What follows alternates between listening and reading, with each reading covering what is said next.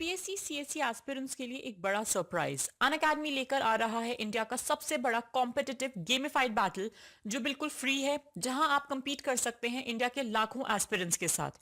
पहला क्विज 6 दिसंबर को होने जा रहा है, तो बिना देरी किए एनरोल करें बिल्कुल फ्री में और पाएं मौका जीतने का Apple MacBook, iPad mini, AirPods और अमेजॉन के अमेजिंग वाउचर्स।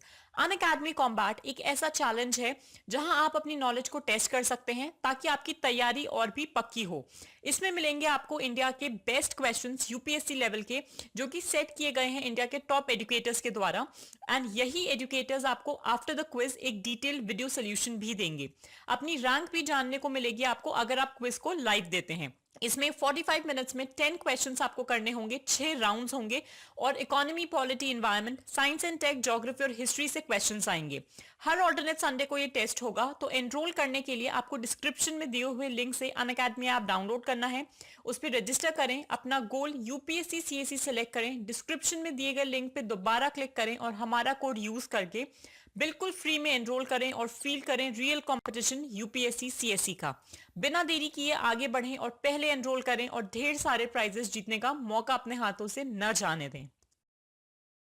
नमस्कार दोस्तों, स्वागत है आप सभी का ऑल इंडिया गुरुजी यूट्यूब चैनल पर। और इस वीडियो हम डिस्कस करने वाले हैं 3 दिसंबर के सभी करंट अफेयर्स। साथ में मैं आपको बता दूं, ये करंट अफेयर की सीरीज हमारी यहाँ पर डेली आपको प्रोवाइड करा जाती है। डेली मॉर्निंग में 9 बजे आपको करंट अफेयर के ये पूरा वीडियो जो है वो यहाँ पर मिलता है, जिसमें साथ में आपको पीडीएफ भी मिलता है, जिसकी लिंक आपको डिस्क्रिप्शन में जो है वो मिल जाएगी। आप पूरे करंट अफेयर को बहुत ध्यान से सुनिए, समझिए, याद रखिए और अपने दोस्तों के साथ भी जो है वो इसको शेयर कीजिए। मैंने बहुत मेहनत से आपके लिए तैयार करता हूँ डेली। यदि आपको वीडियो पसंद आते तो वीडियो को लाइक और शेयर जरूर किया करें। तो चलिए शुरुआत करते हैं। पहला क्वेश्चन यहां पर है, निम्नलिखित कथनों पर विचार कीजिए। अफगानिस्तान और पाकिस्तान के मध्य 2670 किलोमीटर भूमि की अंतर्राष्ट्रीय सीमा है। भारत ने यूएनएससी की बैठक में अफगानिस्तान में शांति और स्थिरता के लिए 4 आवश्यकताओं को रेखांकित किया गया है। नीचे दिए गए कूट का प्रयोग कर सही उत्तर आपको चुनना है। केवल एक सही है, केवल 2 सही है, 1 और 2 दोनों सही है, ना तो एक सही और ना ही 2 यहाँ पर सही है। तो राइट आंसर क्या होगा? राइट आंसर होगा ऑप्शन सी, 1 और 2 दोनों यहाँ पर बिल्कुल सही हैं। यदि हम यहाँ पर बात करते हैं पहले और दूसरे पॉइंट की, तो अफगानिस्तान और पाकिस्तान के मध्य 2670 किलोमीटर भूमि की अंतर्राष्ट्रीय सीमा, ये बिल्कुल सही है। और भारत ने यूनाइटेड नेशन सिक्योरिटी काउंसिल की बैठक में अफगानिस्तान में शांति और स्थिरता के लिए 4 आवश्यकताओं को रेखांकित किया है। अब यहाँ पर यदि हम बात करते हैं चर्चा में क्यों, तो हाल ही में जो है वो अमेरिका ने अफगानिस्तान से अमेरिकी सैनिकों की वापसी की घोषणा की है, जो अफगानिस्तान में चल रही शांति प्रक्रिया को खतरे में डाल सकती है, ये याद रखेंगे। साथ में आपको कमेंट करके नीचे बताना है कि बताइए अमेरिका के नए प्रेसिडेंट यहाँ पर कौन बने हैं। निम्नलिखित कथनों पर विचार कीजिए। हाल ही में चीन के द्वारा भूटान और चीन के मध्य विवादित क्षेत्रों में नए गांवों को बसाया गया है। भूटान ने अपनी पहली 5 ईयर प्लान को 1961 में लागू किया गया था। नीचे दिए गए कूट का प्रयोग कर आपको सही उत्तर चुनना है। केवल एक सही है, केवल 2 सही है, 1 और 2 दोनों सही है, ना ही एक सही है और ना ही 2 यहाँ पर सही है। तो राइट आंसर क्या होगा? 1 और 2 दोनों यहाँ पर सही है। हाल ही में यदि हम बात करते हैं तो चीन के द्वारा भूटान और चाइना के मध्य विवादित क्षेत्रों में एक गाँव को बसाया गया है और भूटान ने अपनी पहली 5 ईयर प्लान को 1961 में लागू किया था। दोनों फैक्ट यहाँ पर बिल्कुल सही है। यदि हम यहाँ पर बात करते हैं चर्चा में क्यों है, तो हाल ही में जो है वो चीन के द्वारा डोकलाम पठार पर पांगड़ा गांव को बसाया गया है। आपके एग्जाम में पूछा सकता है, याद रखिएगा, डोकलाम पठार पर पांगड़ा गांव को जो है बसाया गया है, जहां सांगडुई गांव से 2020 में 124 लोगों के साथ 27 घर स्वैच्छिक रूप से बसने हेतु आ चुके हैं। ये भी आप ध्यान में रखिएगा। बढ़ते हैं आगे। निम्नलिखित कथनों पर विचार कीजिए। हाल ही में भारत ने 44 और मोबाइल ऐप्स को जो है प्रतिबंधित कर दिया है। हाल ही में भारत ने स्पष्ट किया है कि भारत चीन और नेवल एंड नेगोशिएट पॉलिसी का शिकार नहीं होगा। नीचे दिए गए कूट का प्रयोग कर आपको सही उत्तर चुनना है। केवल एक सही है, केवल 2 सही है, 1 और 2 दोनों सही है, ना तो एक सही और ना ही 2 यहाँ पर सही है। तो राइट आंसर क्या होगा? ऑप्शन बी, केवल और केवल 2 सही है। हाल ही में भारत ने जो है वो स्पष्ट किया है कि भारत चीन की नेवल एंड नेगोशिएट पॉलिसी का शिकार नहीं होगा। इसको आप ध्यान में रखिएगा। हाल ही में भारत के द्वारा 43 मोबाइल ऐप्स को जो है वो प्रतिबंधित किया गया, जिसमें से अधिकांश ऐप्स चीन के साथ हैं। साथ ही भारत सरकार 147 ऐप्स को प्रतिबंधित अब तक कर चुकी है। लगातार ऐप्स को प्रतिबंधित किया जा रहा है हमारे देश में, जो भी चीनी ऐप्स हैं, क्योंकि ये डेटा से जो है वो यहाँ पर चोरी करते हैं और भी हमारी सुरक्षा में भी यहाँ पर दिक्कत खड़ी कर देते हैं, इसलिए इनको यहाँ पर बैन किया जा रहा है। आगे बढ़ते हैं।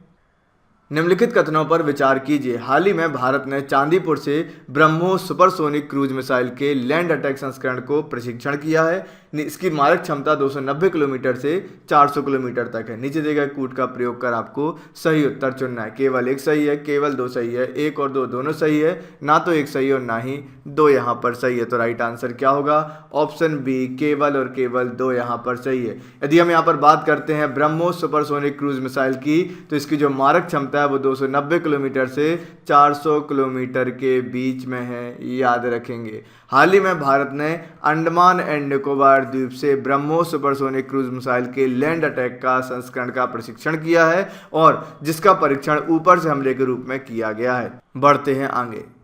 निम्नलिखित कथनों पर विचार कीजिए। 2024 तक स्वास्थ्य क्षेत्र पर सार्वजनिक व्यय को जीडीपी के 2.5% बढ़ाने का लक्ष्य रखा गया है। ग्लोबल हेल्थ सिक्योरिटी एजेंडा की शुरुआत भारत में 2014 में की गई थी। नीचे दिए गए कूट का प्रयोग कर आपको सही उत्तर चुनना है। केवल एक सही है, केवल दो सही है, एक और दो दोनों सही है, ना तो एक सही और ना ही दो यहाँ पर सही है। तो राइट आंसर क्या होगा? ऑप्शन सी, एक और दो दोनों यहाँ पर सही है। इसका मतलब है 2024 तक स्वास्थ्य क्षेत्र में सार्वजनिक व्यय को जीडीपी के 2.5% बढ़ाने का लक्ष्य रखा गया। ये बिल्कुल सही है। साथ में ग्लोबल हेल्थ सिक्योरिटी एजेंडा की शुरुआत भारत में 2014 में की गई थी, इसको भी आप यहाँ पर ध्यान में रखिएगा।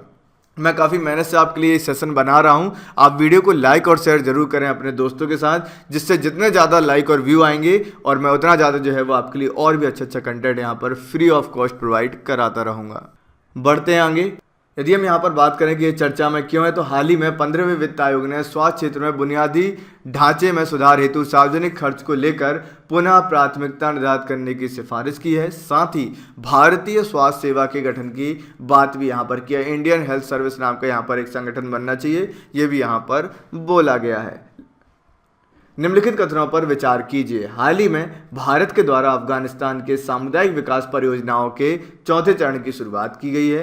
हाल ही में भारत ने अफगानिस्तान के साथ सहतूत बांध के निर्माण हेतु भी समझौता किया है। नीचे दिए गए कूट का प्रयोग कर आपको सही उत्तर चुनना है। केवल एक सही है, केवल दो सही है, एक और दो दोनों सही है, ना तो एक सही और ना ही दो यहाँ पर सही है। तो राइट आंसर क्या होगा? ऑप्शन सी, एक और दो दोनों यहाँ पर बिल्कुल सही है। हाल ही में भारत के द्वारा अफगानिस्तान के सामुदायिक विकास परियोजनाओं के चौथे चरण की शुरुआत की गई है और हाल ही में ही भारत ने अफगानिस्तान के साथ सहतूत बांध के निर्माण के हेतु भी जो है वो समझौता किया है, याद रखना। अब आपके एग्जाम में यदि फैक्ट वाइज क्वेश्चन आएगा तो वो ये पूछा जाएगा, बताइए भारत ने किसके साथ सहतूत बांध के निर्माण का समझौता किया? तो आपको बताना पड़ेगा अफगानिस्तान के साथ। यह क्वेश्चन आएगा भारत और अफगानिस्तान के बीच में कौन से बांध के निर्माण के लिए समझौता किया गया? तो सहतूत बांध के निर्माण के लिए समझौता किया गया है। इस तरीके से आप पूरा पढ़ा करो। जब भी मैं आपको इस तरीके के क्वेश्चन पढ़ाता हूं, आप एक एक फैक्ट को आपको याद करना है, अच्छे से ध्यान में रखना, जिससे यदि फैक्ट वाइज भी पूछा जाएगा तो भी बन जाए, इस फॉर्मेट में आएगा तो भी बन जाए, कैसे भी बनना चाहिए, हमको एग्जाम क्लियर करना है बस। तो देखते हैं यहाँ पर ये चर्चा में क्यों है। तो अफगानिस्तान सम्मेलन 2020 के अवसर पर भारत के द्वारा $80 मिलियन की 150 परियोजनाओं की घोषणा की गई है, जो अफगानिस्तान के विकास से संबंधित है, याद रखिएगा। निम्नलिखित कथनों पर विचार कीजिए। भारत सहित 37 देश टीबी ट्यूबरक्लोसिस के 77% मामलों का प्रतिनिधित्व करते हैं। हाल ही में आपराधिक वित्त और क्रिप्टो करेंसी पर 7वां वैश्विक सम्मेलन आयोजित किया गया है। नीचे दिए गए कूट का प्रयोग कर आपको सही उत्तर चुनना है। केवल एक सही है, केवल दो सही है, एक और दो दोनों सही है, ना तो एक सही और ना ही दो यहाँ पर सही है। तो राइट आंसर क्या होगा? ऑप्शन ए, केवल और केवल एक यहाँ पर सही। यदि हम बात करते हैं भारत की, हम बात करते हैं इंडिया की, तो भारत सहित 37 देश जो है वो ट्यूबरक्लोसिस टीबी के 77% मामलों का प्रतिनिधित्व करते हैं। मतलब 70% मामले जो है वो इन्हीं 37 देशों में होते हैं। इनको आप ध्यान में रखेंगे।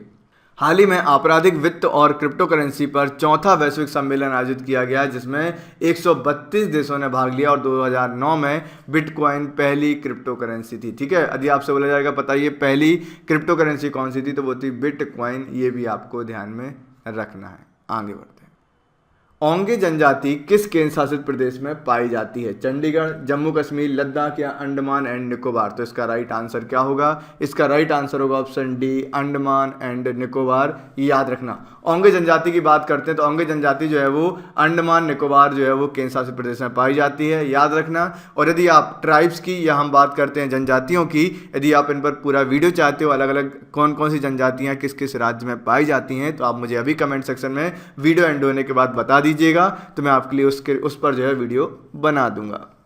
ध्यान रखना, फरजात बी गैस क्षेत्र परियोजना का संबंध किस देश से? इराक से, कुवैत से, यूएई से या फिर ईरान से? तो राइट आंसर क्या होगा? ऑप्शन डी, ईरान से। फरजात बी गैस क्षेत्र परियोजना जो है इसका संबंध किससे है? ईरान से संबंध है, इसको आप ध्यान रखना। हाल ही में ईरान के पोर्ट एंड मैरीटाइम ऑर्गेनाइजेशन ने चाबहार जहेदान रेलवे लाइन हेतु लोकोमोटिव और सिग्नलिंग उपकरण उपलब्ध कराने हेतु भारत से अनुरोध किया है। भारत से बोला है कि भैया हमको थोड़ा सा जो है वो रेलवे के लिए लोकोमोटिव और सिग्नलिंग के लिए कुछ इंस्ट्रूमेंट या कुछ उपकरण दिए जाएं। तो भारत लगातार यहाँ पर सहयोग कर भी रहा है। आपको मुझे कमेंट करके बताना है इराक के प्रेसिडेंट कौन है, फटाफट कमेंट करके बताइए कौन है इराक के प्रेसिडेंट, और नहीं पता है तो जाकर पढ़िए।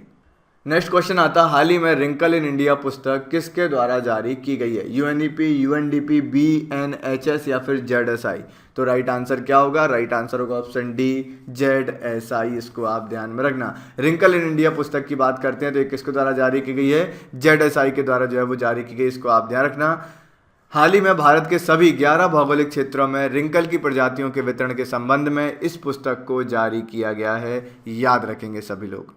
साथ में यदि हम यहाँ पर बात करते हैं साहब जेडएसआई क्या होता है? जेडएसआई का फुल फॉर्म होता है zoological survey of India. Zoological survey of India, इसको आप यहाँ पर ध्यान में रखेंगे, ठीक है। जूलॉजिकल सर्वे ऑफ इंडिया इसका फुल फॉर्म है, इसके द्वारा जारी की गई है रिंकल इन इंडिया बुक। तो ये थे आज के सारे एमसीक्यूज। आई होप आप सभी के लिए क्वेश्चन काफ़ी ज़्यादा हेल्पफुल रहे होंगे। आपको ये वीडियो कैसा लगा मुझे कमेंट करके जरूर बताना। वीडियो को लाइक और शेयर जरूर कीजिए, और ऐसे ही वीडियोस के लिए आप चैनल को सब्सक्राइब कर लीजिए, साथ में बेल बटन पर क्लिक कर दीजिए, जिससे सारे वीडियोस के नोटिफिकेशन आपको यहाँ पर मिलते रहें। तो मिलते हैं नेक्स्ट वीडियो में। Thank you very much. जय हिंद, गुड डे।